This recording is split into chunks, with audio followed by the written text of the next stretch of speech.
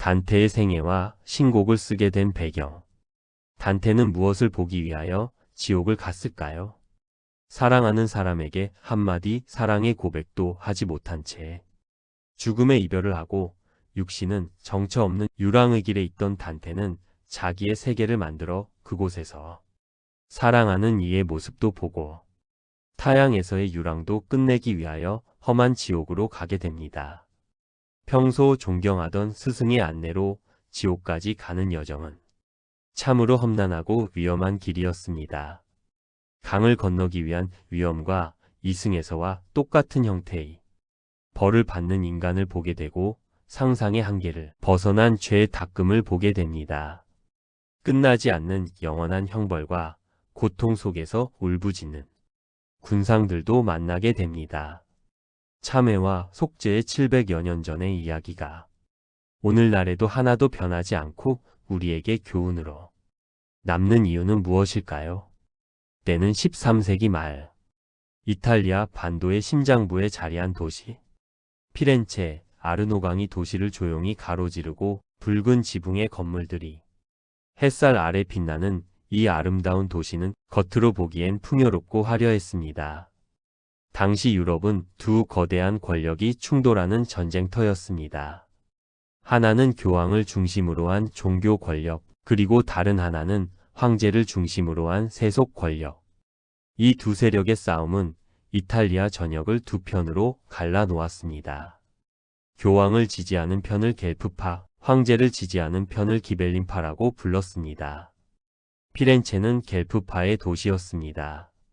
그러나 싸움은 거기서 끝나지 않았습니다. 겔프파는 다시 두 편으로 갈라졌으니 교황의 권위에 철저히 복종하는 흑당과 피렌체의 독립을 주장하는 백당으로 또 갈라졌습니다. 단테는 백당을 지지하였습니다. 단테는 피렌체의 중산층 귀족 가문에서 태어났습니다. 어린 시절부터 총명했던 그는 라틴어와 철학, 수학, 수사학, 천문학, 음악, 신학 등을 배우며 자랐고 특히 시에 남다른 재능을 보였습니다. 사실 단테라는 한 개인에 관한 기록은 거의 없는 실정입니다. 그는 자신에 대한 기록을 거의 남기지 않았기 때문입니다. 단테의 나이 9살이 되던 해 봄꽃이 흐드러지게 피너는 날이었습니다. 이웃집 잔치에 따라간 단테는 그곳에서 한 소녀를 보았습니다. 붉은 드레스를 입고 수줍게 웃는 그 소녀의 이름은 베아트리체 포르티나리. 훗날 단테는 그 순간을 이렇게 회상했습니다. 그 순간부터 사랑의 신이 내 영혼을 완전히 지배하기 시작했다. 그녀를 본 순간 나는 더 이상 예전의 내가 아니었다. 그러나 현실은 냉혹했습니다. 중세 시대의 결혼은 사랑이 아니라 가문과 가문의 계약이었습니다. 베아트리체는 다른 귀족 남성과 결혼했고 단테 역시 가문의 약속에 따라 젬마 도나티라는 여성과 결혼했습니다. 단테는 베아트리체에 대한 사랑을 가슴속에 묻은 채 오직 시로서 그 감정을 표현했습니다. 그렇게 탄생한 시집이 바로 새로운 삶이었습니다. 그러나 운명은 단테에게 더 큰 상처를 안겨주었습니다. 1290년 베아트리체가 25의 젊은 나이에 세상을 떠난 것입니다. 단테는 완전히 무너졌습니다. 그가 사랑했던 단 한 사람, 멀리서나마 바라보는 것만으로도 살아갈 힘이 되었던 그 사람이 사라진 것입니다. 베아트리체여, 당신은 이제 어디에 있습니까? 이 세상 어디에도 당신이 없다면 나는 어디서 당신을 찾아야 합니까? 베아트리체의 죽음은 단테를 절망의 나락으로 떨어뜨렸습니다. 그러나 동시에 그 절망이 훗날 신곡이라는 불멸의 작품을 탄생시키는 씨앗이 되었습니다. 정치 참여와 비극적 추방. 베아트리체를 잃은 슬픔을 달래기 위해 단테는 철학과 학문에 몰두했습니다. 그리고 그는 서서히 피렌체의 정치 무대에 발을 들이기 시작했습니다. 당시 교황 보니파키우스 8세는 피렌체에 자신의 영향력을 심으려 했고 흑당을 앞세워 백당을 압박했습니다. 단테는 교황의 정치적 야심에 정면으로 맞섰습니다. 교황은 영혼을 구원하는 자리에 있어야 합니다. 세속의 권력을 탐하는 것은 신의 뜻이 아닙니다. 피렌체는 피렌체 시민의 것입니다. 1301년 단테는 교황청의 사절로 파견되었습니다. 그러나 그가 로마에 머무는 동안 피렌체에서는 쿠데타가 일어났습니다. 흑당이 권력을 장악했고 백당은 하루아침에 역적이 되었습니다. 단테에게는 터무니없는 죄목이 씌워졌습니다. 횡령, 뇌물수수, 교황에 대한 반역의 죄. 모두 거짓이었습니다. 그러나 법정은 이미 정해진 결론을 향해 달려가고 있었습니다. 1302년 1월 판결이 내려졌습니다. 피렌체에서 영구 추방. 만약 단테가 피렌체로 돌아온다면 즉시 화형에 처한다. 이런 말도 안 되는 판결이 내려졌습니다. 부패한 교황들, 탐욕스러운 권력자들, 거짓 친구들. 그들이 마땅히 받아야 할 것을 나는 글로써 심판하겠다. 그리고 나의 베아트리체를 다시 만나겠다. 비록 이 세상에서는 불가능하더라도 내가 만든 세계 안에서라도 꼭 만날 것이다. 신곡은 단테가 약 1308년부터 죽기 직전인 1321년까지 무려 13년에 걸쳐 완성한 작품입니다. 또한 귀족과 성직자만이 아니라 시장의 상인도 밭을 가는 농부도 이 작품을 읽고 느낄 수 있어야 한다는 단테의 신념이었습니다. 그 결과 신곡은 이탈리아어를 문학의 언어로 격상시켰고 단테는 이탈리아어의 아버지라는 칭호를 얻게 되었습니다. 그렇다면 단테는 왜 하필 지옥과 연옥 그리고 천국이라는 구조를 선택했을까요? 그 답은 단테의 삶 속에 있습니다. 그는 스스로를 길을 잃은 자라고 생각했습니다. 신곡의 첫 행은 이렇게 시작합니다. 우리 인생길의 한중간에서 나는 올바른 길을 잃어버리고 어두운 숲속에서 헤매고 있었다. 이것은 단순한 시적 표현이 아닙니다. 추방당하고 사랑하는 사람을 잃고 고향을 빼앗긴 한 인간의 진짜 고백입니다.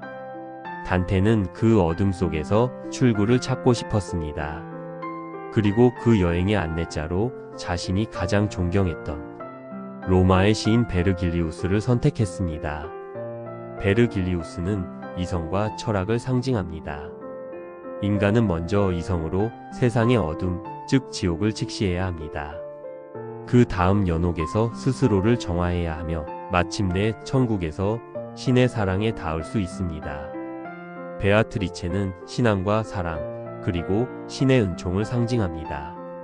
결국 신곡은 이렇게 읽을 수 있습니다. 추방당하고 모든 것을 잃은 한 남자가 절망의 어둠 속에서 이성을 붙잡고 자신의 죄와 세상의 죄를 직시하며 마침내 사랑하는 사람이 기다리는 빛을 향해 걸어가는 이야기, 이것이 바로 신곡입니다. 지옥에서의 형벌은 대부분 자신이 저질렀던 죄를 다시 되돌려받는 형식입니다. 바람을 피우면 바람에 날아다니고 과하게 탐식하면 괴물에게 먹히고 인색하거나 낭비하면 돈주머니 같은 돌을 굴리는 형벌을 받습니다. 이를 지상에서의 악행과 똑같이 대응하는 지옥의 형벌이라고 해서 콘트라파소라고 합니다. 단테는 1321년 라벤나에서 세상을 떠났습니다. 끝내 고향 피렌체로 돌아가지 못한 채 피렌체는 훗날 단테의 유해를 돌려달라고 여러 차례 요청했지만 라벤나는 끝내 거절했습니다. 살아서는 쫓아내더니 죽어서야 돌아오라 했던 도시. 그러나 단테는 이미 피렌체를 넘어서 온 인류의 시인이 되어 있었습니다. 지금으로부터 700여 년 전 한 남자가 죽음과 삶의 경계를 넘어섰습니다. 그는 살아있는 몸으로 지옥을 걷고 연옥을 오르고 천국에 닿았습니다. 그 남자의 이름은 단테 알리기에리. 그리고 그가 남긴 기록이 바로 신곡입니다. 신곡은 단순한 이야기가 아닙니다. 그것은 한 인간이 인생의 가장 깊은 어둠 속에서 길을 잃었을 때 그 어둠을 정면으로 통과하는 과정입니다. 1300년, 단테는 35세였습니다. 당시 인간의 평균 수명인 70세의 정확히 절반. 그는 인생의 한가운데 서서 완전히 길을 잃었습니다. 정치적 추방, 사랑하는 베아트리체의 죽음, 고향 피렌체로 돌아갈 수 없는 절망, 이 모든 것이 단테를 어두운 숲으로 몰아넣었습니다. 그리고 그 숲에서 그는 결심했습니다. 두려움을 피하지 않겠다고, 지옥의 밑바닥까지 내려가겠다고. 오늘 우리는 단테와 함께 그 길을 걷습니다. 죄와 벌이 뒤엉킨 곳, 신음과 절규가 영원히 울려 퍼지는 곳, 그러나 동시에 인간의 모든 욕망과 약함과 위대함이 담긴 곳, 지옥으로 내려가는 문이 열립니다. 제일 단원 어두운 숲, 베르길리우스와의 만남. 서기 1300년 부활절을 사흘 앞둔 금요일 저녁 무렵, 아무것도 보이지 않았습니다. 발밑에는 낯선 흙의 감촉, 주변에는 빽빽하고 뒤엉킨 나무들, 가시덤불이 옷깃을 잡아당기고 어디선가 짐승의 울음소리가 들려옵니다. 그는 깨달았습니다. 자신이 길을 잃었다는 것을. 내가 어떻게 여기까지 왔지? 분명 어둠 속을 걷다가 잠이 들었던 것 같은데. 그때였습니다. 저 멀리 산 꼭대기에서 빛이 흘러내렸습니다. 아직 태양이 닿지 않은 곳에 떨어지는 첫 번째 빗줄기. 단테는 그 빛을 향해 걷기 시작했습니다. 그러나 그 순간 그의 앞을 가로막는 3마리의 짐승이 나타났습니다. 표범 1마리가 민첩하게 그의 길을 막아섰습니다. 화려한 무늬의 가죽, 빠른 발놀림. 그것은 생욕과 방종의 형상이었습니다. 단테가 돌아서려는 순간 이번에는 사자가 나타났습니다.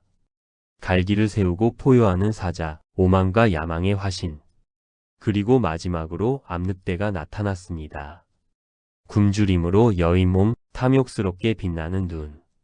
그것은 가장 무서운 짐승이었습니다. 뒤로도 갈 수 없다.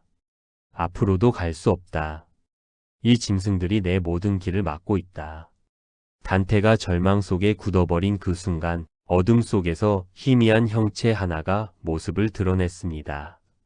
오래된 책 속에서 걸어나온 것 같은 그 형체는 단테를 향해 천천히 다가왔습니다. 당신은 사람입니까? 아니면 유령입니까? 이 어둠 속에서 어떻게 여기에? 나는 이미 오래전에 삶을 마쳤소. 롬바르디아의 만투아에서 태어나 아우구스투스 황제 시절에 살았던 시인이오. 나는 아이네아스의 이야기를 노래했지.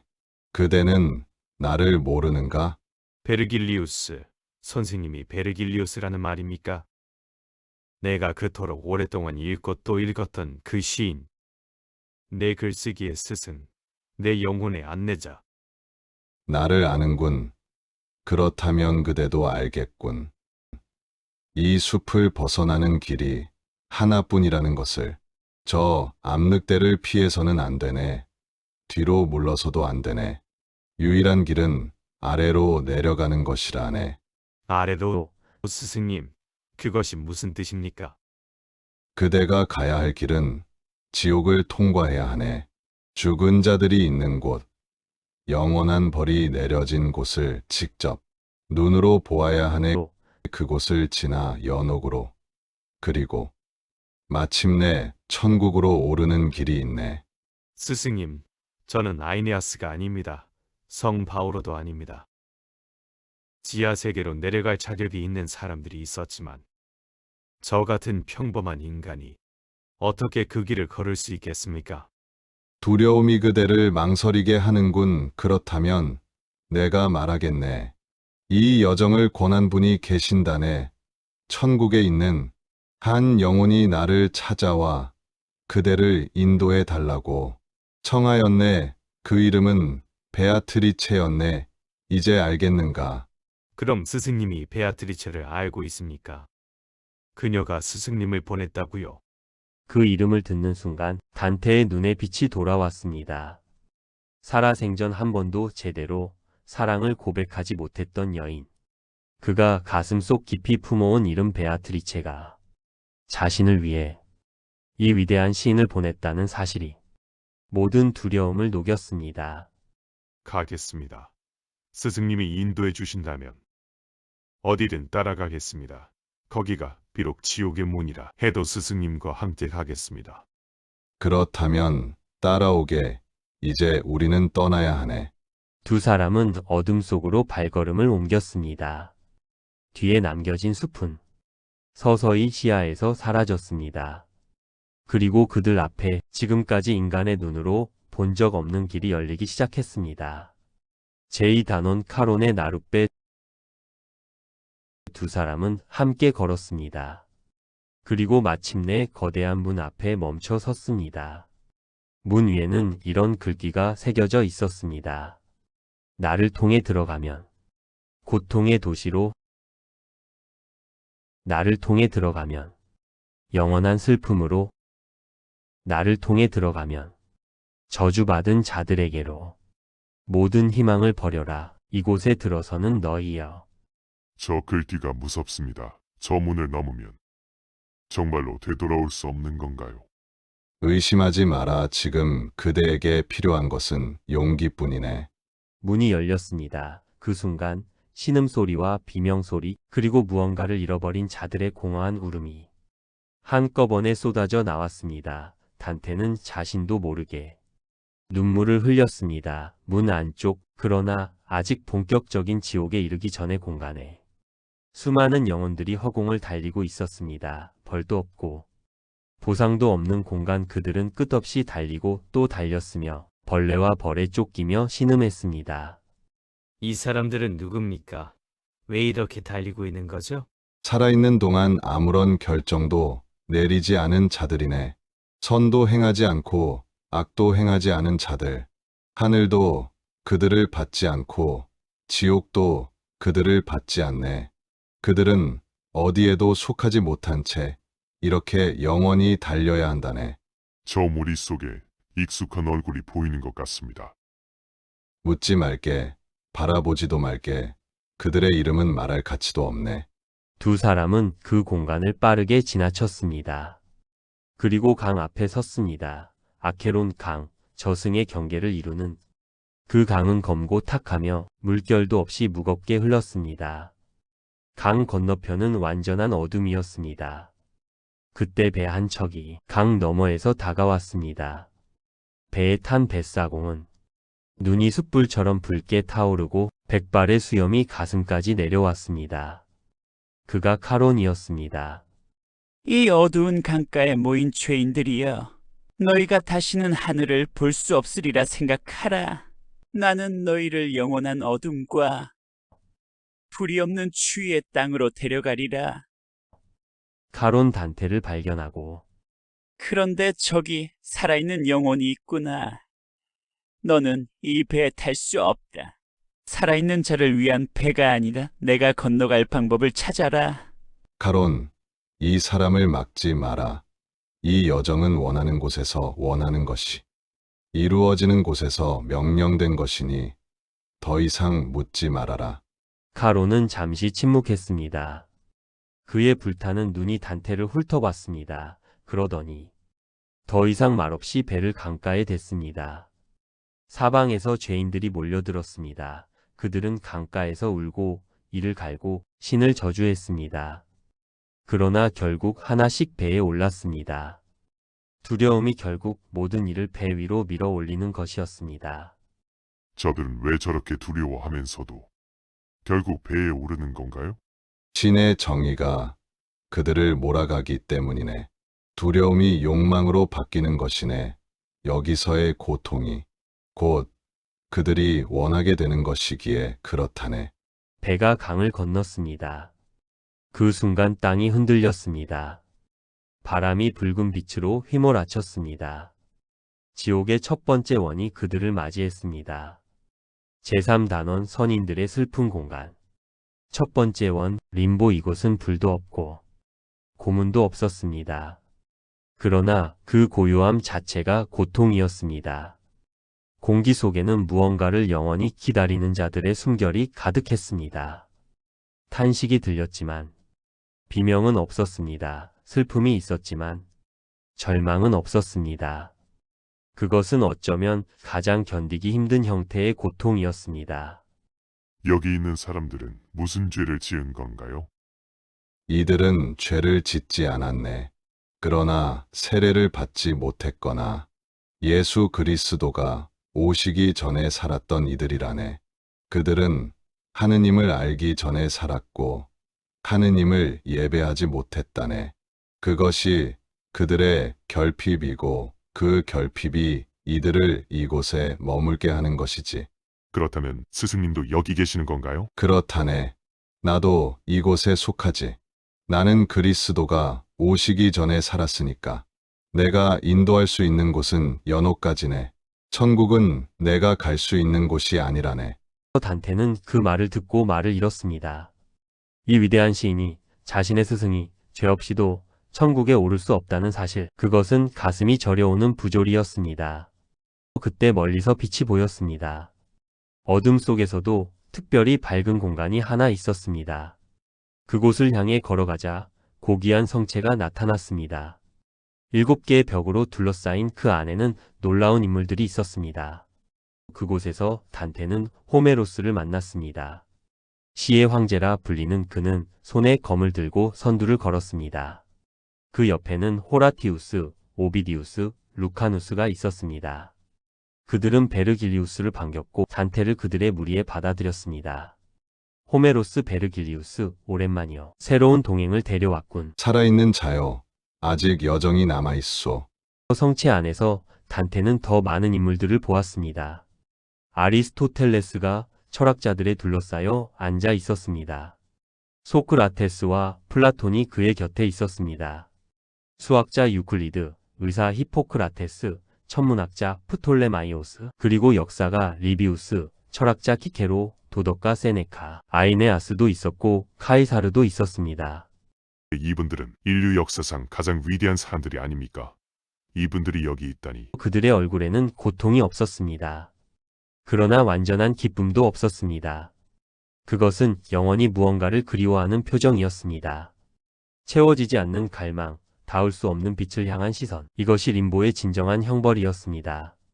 단테는 그들의 공간을 지나쳤습니다. 성체의 문이 닫히고 다시 어둠이 찾아왔습니다. 발을 내딛는 순간 폭풍이 몰아쳤습니다. 지옥에서 부는 바람이었습니다. 멈추지 않고 쉬지 않고 단 한순간도 고요하지 않은 바람.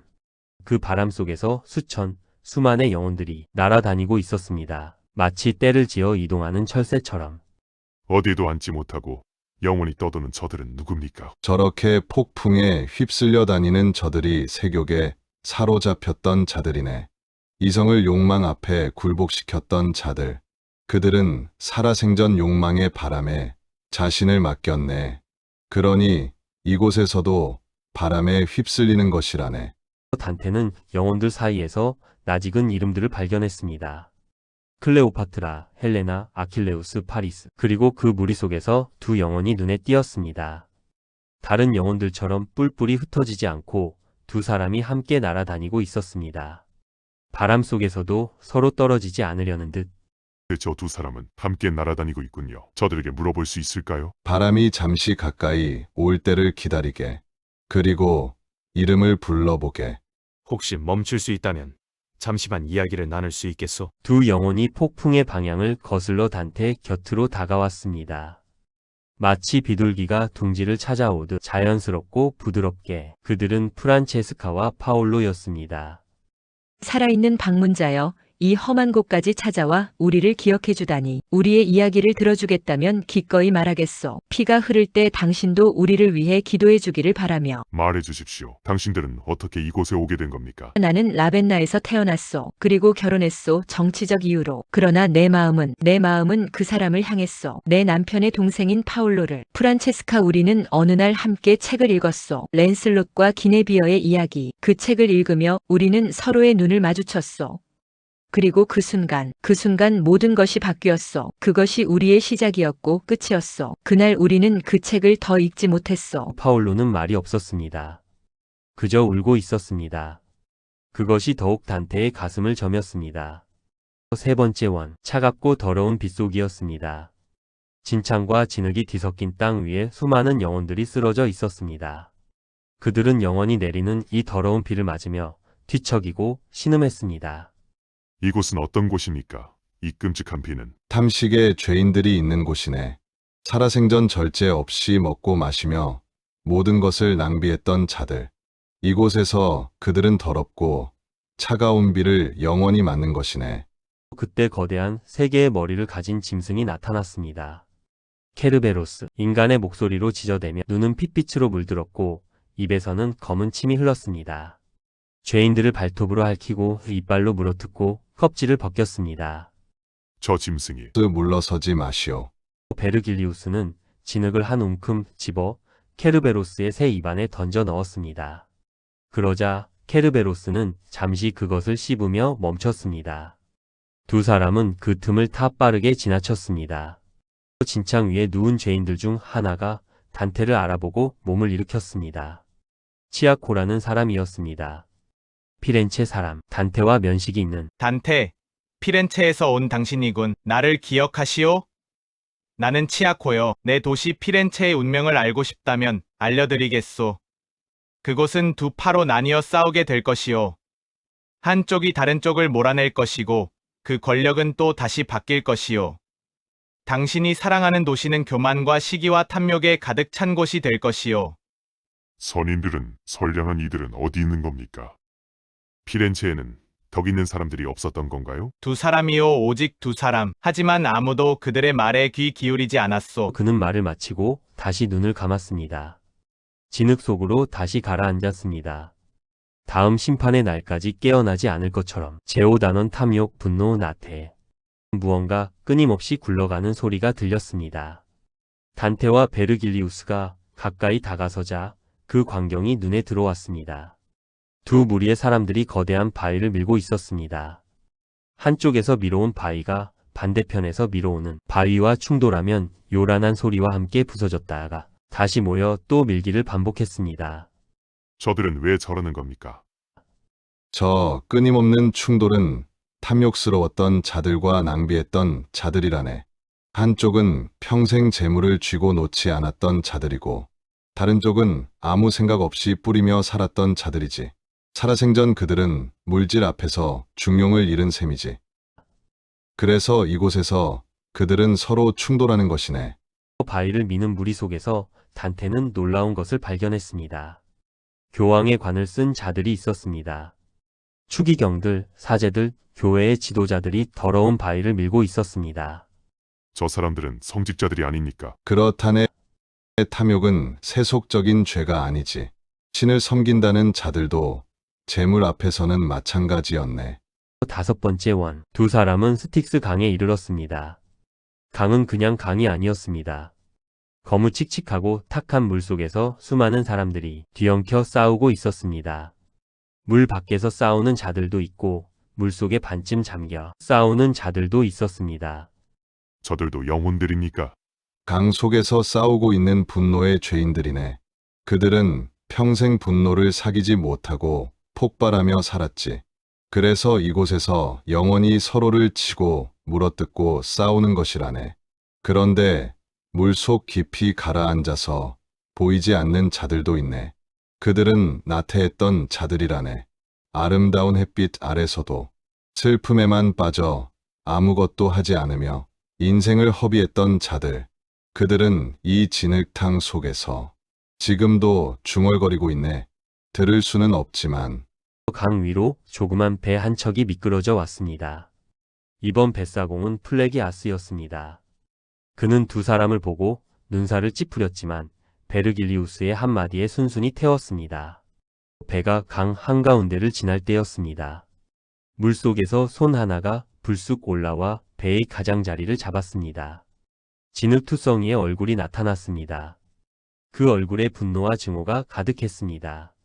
이 배에 탄 자는 누구냐? 살아있는 자가 여기 올 자격이 있느냐? 더러운 몰골로 영원히 울어라. 나는 네가 누군지 알고 있다. 지금도 진흙투성이인 채로. 베르길리우스가 미소를 지었습니다. 분노하는 것도 나쁘지 않을 때가 있구먼. 그 영혼은 다른 죄인들에게 찢기고 물어뜯기며 다시 물속으로 사라졌습니다.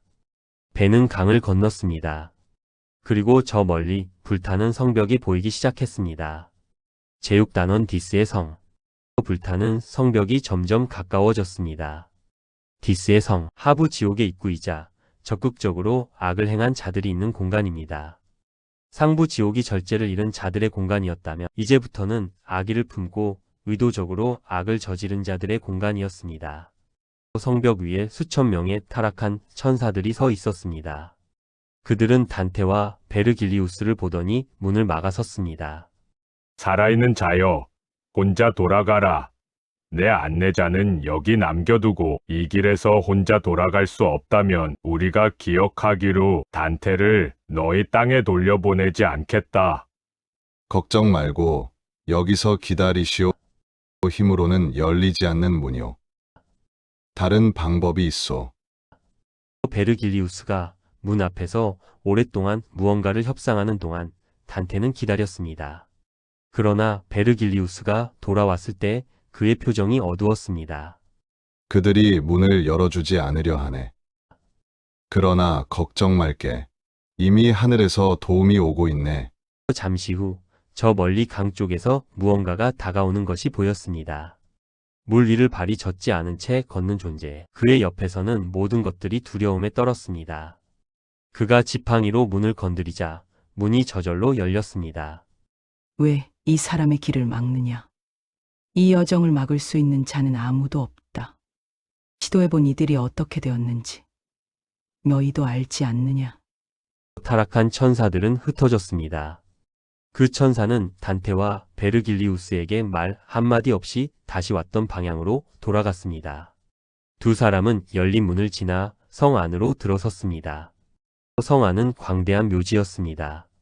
수천 개의 석관이 들판에 펼쳐져 있었고 그 석관들 사이사이에서 불꽃이 치솟았습니다. 석관의 뚜껑들은 모두 열려 있었고 그 안에서 신음소리가 새어나왔습니다. 이곳은 무덤들입니까? 왜 저 석관들에서 불이 나오는 건가요? 이단자들이네. 영혼의 죽음과 동시에 육체도 죽는다고 주장했던 자들. 신의 존재를 부정하고 육신만을 따랐던 자들. 그들은 뜨거운 석관 안에 영원히 갇혀있네. 한 석관에서 목소리가 들려왔습니다. 당신은 피렌체 사람이군. 목소리를 들으니 알겠소. 어서 가까이 오시오. 석관에서 상반신을 일으킨 영혼이 있었습니다. 파리나타 단테와 같은 피렌체 사람, 그러나 정치적으로는 단테와 반대편에 있었던 인물. 그는 불길 속에서도 오만한 자세를 잃지 않았습니다. 당신의 조상들은 내 가문의 적이었소. 나는 그들을 2번이나 추방했소. 그렇습니다. 그러나 그들은 2번 다 돌아왔습니다. 하지만 당신의 후손들은 아직도 돌아오지 못했군요. 그때 옆 석관에서 다른 영혼이 머리를 내밀었습니다. 카발칸테 단테의 가장 친한 친구인 구이도의 아버지였습니다. 내 아들 구이도는 왜 당신과 함께 오지 않았소? 그 아이의 재능이 이 길을 허락받지 못한 것이오? 구이도는 저와 다른 안내자를 선택했습니다. 카발칸테는 그 말을 듣고 선택했습니다. 라는 과거형에서 아들이 이미 죽었다고 오해하고는 다시 석관 속으로 쓰러졌습니다. 단테는 그 오해를 풀어주고 싶었지만 이미 늦었습니다. 제7단원 폭력의 지옥. 7번째 원의 입구에는 거대한 미노타우로스가 지키고 있었습니다. 인간의 몸에 황소의 머리를 가진 그 괴물은 두 사람을 보자 분노로 자기 몸을 물어뜯기 시작했습니다. 아테네의 복수자여, 아테나가 너희 누이를 통해 내 이복 형제 테세우스를 보냈을 때를 기억하라. 미노타우로스는 그 말에 더욱 미친 듯이 날뛰었습니다. 두 사람은 그 틈에 재빠르게 내려갔습니다. 첫 번째 구역 피해 강이었습니다. 플레게톤 강은 뜨겁게 끓어올랐고 강 속에는 사람들이 잠겨 있었습니다. 어떤 이는 발목까지만, 어떤 이는 허리까지, 어떤 이는 머리까지. 그들이 강 밖으로 나오려 하면 강가의 반인반마 켄타우로스들이 활로 쏘아 다시 밀어 넣었습니다. 저들은 무슨 죄를 지은 건가요? 살아생전 다른 이에게 폭력을 행사했던 자들이요, 살인자, 약탈자, 전쟁으로 피를 흘리게 한 자들. 그 죄의 무게에 따라 더 깊이 잠겨 있소. 켄타우로스 중 하나인 네소스가 두 사람에게 다가왔습니다. 베르길리우스의 부탁에 그는 단테를 등에 태워 강이 얕은 곳으로 안내했습니다. 강을 건너며 단테는 강 속에서 알렉산더 대왕을 보았습니다. 그리고 시칠리아의 폭군 디오니시오스도 있었습니다. 두 번째 구역 숲이었습니다. 그런데 이상한 숲이었습니다. 나뭇가지들이 비틀리고 검었으며 잎사귀 대신 독이 있는 가시가 돋아났습니다. 나무들 사이에서 큼직한 날개를 가진 괴조들이 나뭇가지를 먹어치우며 날카롭게 울었습니다. 하르피아들이었습니다. 이 숲은 왜 이렇게 불길한가요? 그때 나무에서 무언가 뚝 부러지는 소리가 났습니다. 단테가 가지를 꺾은 것이었습니다. 그 순간 나무에서 검은 피가 흘러나왔습니다. 그리고 비명 소리가 들렸습니다. 왜 나를 부러뜨리는 것이냐? 그대에게 동정심은 없는가? 우리는 한때 인간이었소. 뱀으로 변했어도 마찬가지였을 것이요. 인간이 나무가 된 겁니까? 자살한 자들이네. 스스로의 목숨을 폭력으로 끊었던 자들. 그들의 영혼은 심판의 날에 육체를 되찾겠지만 그 육체를 스스로 버렸으므로 되입을 자격이 없네. 그래서 이 가시나무에 걸려 영원히 매달려 있는 것이라네. 세 번째 구역 모래 사막이었습니다. 그러나 그 사막 위로는 불비가 내렸습니다. 하늘에서 불꽃들이 천천히 내려오며 모래를 태우고 사람들을 태웠습니다. 모래 위에 누운 자들, 쭈그리고 앉은 자들, 끊임없이 뛰어다니는 자들. 그들 모두 하늘로부터 내리는 불을 피할 수 없었습니다. 신에게, 자연에게, 예술에게 폭력을 저지른 자들이요. 신성 모독자, 자연을 거스른 자들, 고리 대금업자들이 여기 있어. 모래 위에서 한 노인이 자리를 지키고 앉아 있었습니다. 불비가 쏟아져도 흔들리지 않고 그의 눈은 하늘을 향했고 그 눈에는 분노가 가득했습니다. 유피테르여, 너는 나를 이불로 다시 태울 수 있겠느냐? 나는 두렵지 않다. 너의 복수는 너의 힘에 걸맞지 않는다. 저 자는 카파네오여, 살아서도 신을 비웃었고 죽어서도 신을 저주하는 자여. 저자의 벌은 저 오만함이 꺼지지 않는 한 끝나지 않을 것이요. 제8단원 사기꾼들의 구렁텅이. 8번째 원 나쁜 구렁텅이들이라는 뜻입니다. 두 사람은 날개 달린 괴물 게리온의 등에 올랐다. 이곳까지 내려왔습니다. 게리온은 얼굴은 선량한 인간의 모습이지만 꼬리는 독침을 가진 정갈의 것이었습니다. 거짓의 화신 말레볼제는 원형의 거대한 구덩이가 10개의 골짜기로 나뉘어진 공간이었습니다. 각 골짜기마다 다른 종류의 사기꾼들이 있었습니다. 이들은 단순한 충동이나 욕망에 진 자들이 아니었습니다. 의도적으로 타인을 속이고 이용했던 자들이었습니다. 첫 번째 골짜기 두 줄의 행렬이 끊임없이 걸어가고 있었습니다. 한 줄은 앞으로, 다른 줄은 반대 방향으로. 그리고 채찍이 날아와 그들을 몰아갔습니다. 포주들과 유혹자들이요. 다른 사람을 성적으로 이용하고 팔았던 자들 두 줄로 나뉘어 영원히 반대 방향으로 행진하는 것이요. 두 번째 골짜기에서는 끔찍한 냄새가 났습니다. 골짜기 전체가 우물로 가득 찼고 그 속에 사람들이 잠겨 있었습니다. 그들은 아첨꾼들이었습니다. 살아생전 입에서 아첨의 말을 쉬지 않았던 자들, 그 더러운 말들과 다를 바 없는 곳에서 영원히 지내는 것이었습니다. 세 번째 골짜기는 기이한 광경이었습니다. 바닥에 수많은 구멍이 뚫려 있었고 각 구멍마다 사람이 머리를 아래로 향한 채 박혀 있었습니다. 발만 밖으로 나와 있었고 그 발에는 불꽃이 타올랐습니다. 저 사람들은 베드로의 후계자들이 돈으로 매매되었던 것이네. 성직 매매자들이지 돈으로 성직을 사고 팔았던 자들이라네. 단테는 한 구멍 앞에 멈춰 섰습니다. 발이 유독 강렬하게 타오르는 구멍 그 안에서 목소리가 들렸습니다. 니콜라오 3세, 당신은 보니파키우스 8세냐? 벌써 왔느냐? 내 자리를 차지하러? 나는 당신이 생각하는 그 사람이 아닙니다. 그렇다면 내가 착각했군. 교황의 권좌를 짓밟고 성직을 금으로 바꾼 자가 내 뒤를 이을 것이기에 하는 말이요. 그 말에 단테는 분노했습니다. 그의 독설이 터져 나왔습니다. 베르길리우스는 그 분노를 기쁘게 바라보았습니다. 네 번째 골짜기 점쟁이와 예언자들이 있었습니다.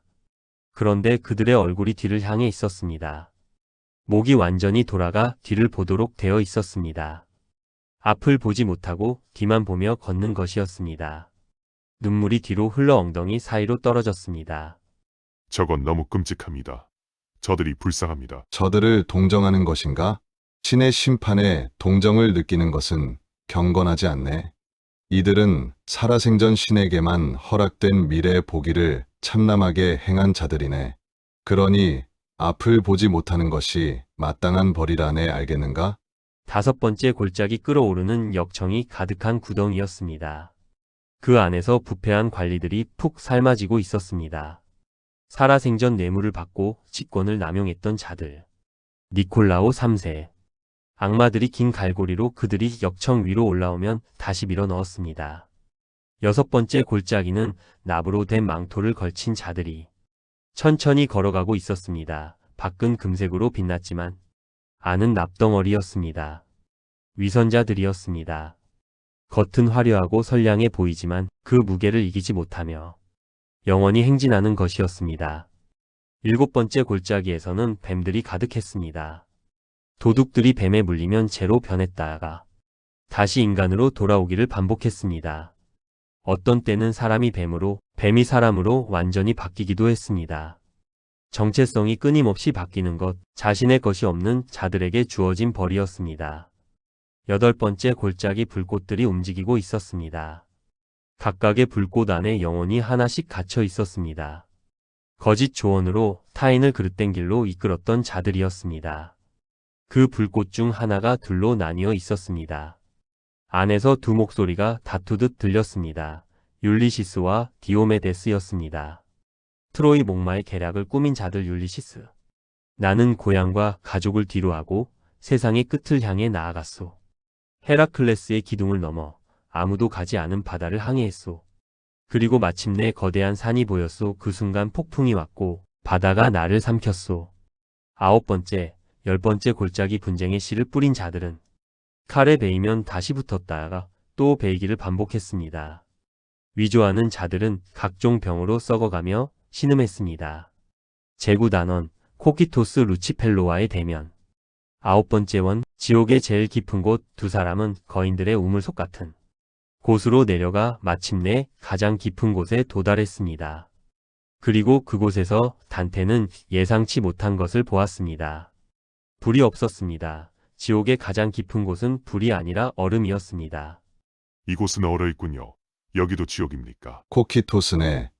배신자들의 호수, 가장 차갑고 가장 어둡고 가장 깊은 곳이네. 얼음 속에 수많은 영혼들이 박혀있네.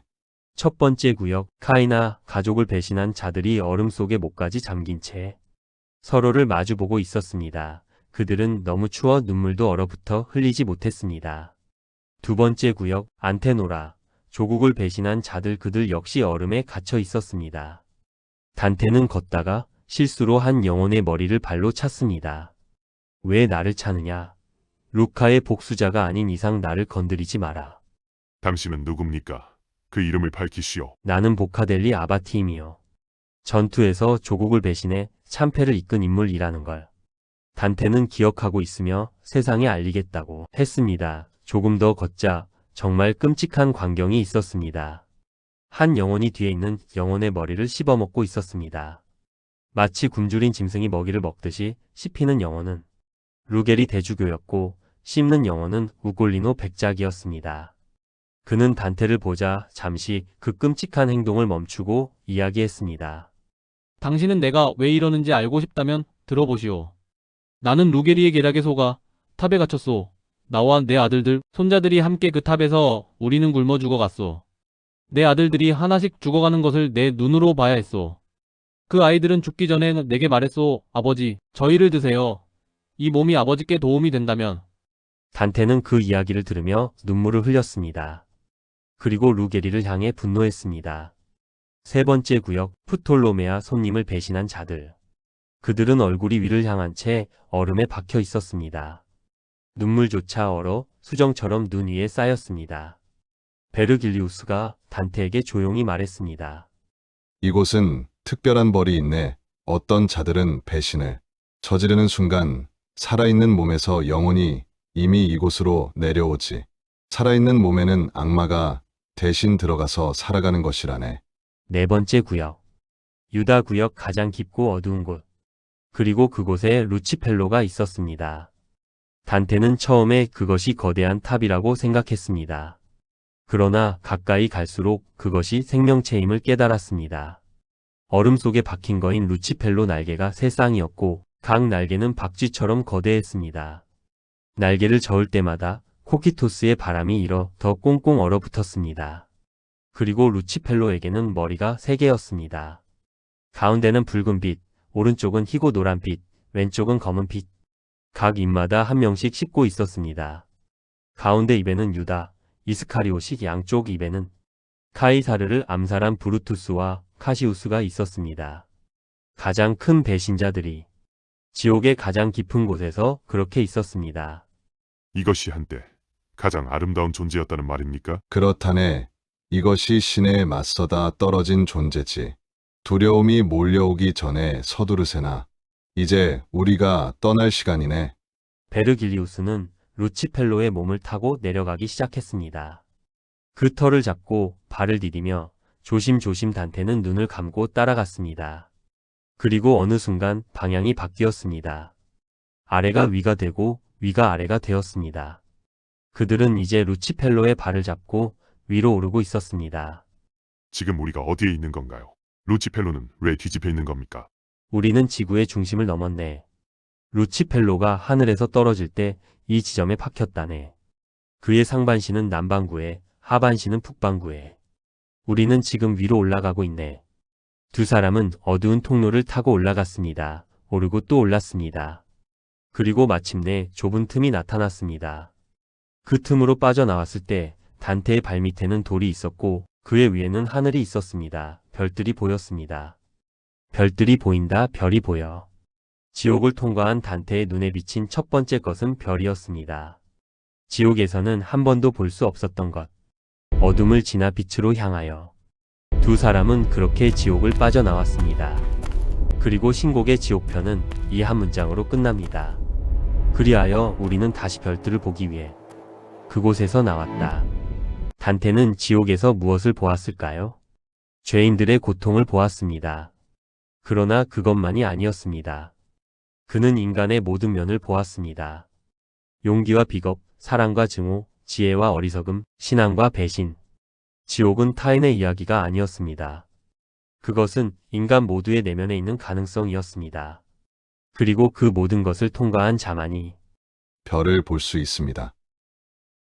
지옥편은 여기에서 끝납니다. 연옥편을 가지고 다시 찾아오겠습니다. 긴 시간 함께 해주셔서 감사합니다. 어떠셨나요? 구독과 좋아요 부탁합니다. 고맙습니다. 달빛 아래 문장이었습니다.